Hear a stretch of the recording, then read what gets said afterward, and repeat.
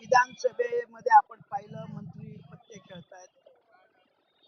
राज्याचे गृहराज्यमंत्री आईच्या नावाने दारूचा बार चालवून बायांना नाचवतायत.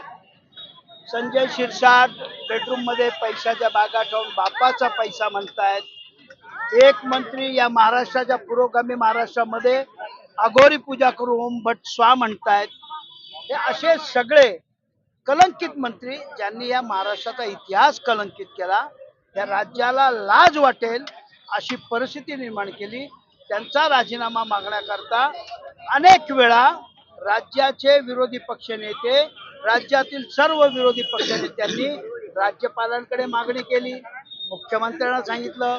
पण मुख्यमंत्री आवत सज्जनतेचा आणतात आणि यांना सगळ्यांना पंखाखाली झाकण्याचं काम हे देवेंद्र फडणवीसच करतायत.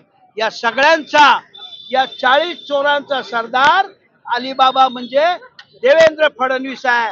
आणि म्हणून अलीबाबा 40 चोर चले जाओ हा संदेश देण्याकरता आज आम्ही या ठिकाणी महाराष्ट्राच्या जनतेच्या वतीनं उद्धव बाळासाहेब ठाकरे यांच्या आदेशानुसार, आदित्य साहेब ठाकरे यांच्या मार्गदर्शनानुसार आमचे जिल्हा प्रमुख अतुल सोनवणे, आमचे शहर प्रमुख धीरज पाटील असतील, भूपेंद्र लांडगे असतील, सर्व आमच्या उपनेत्या शुभांगीताई पाटील असतील, या सगळ्यांच्या सहकार्याने नेतृत्वाने हा मोर्चा जनतेच्या वतीने आम्ही या ठिकाणी काढलाय.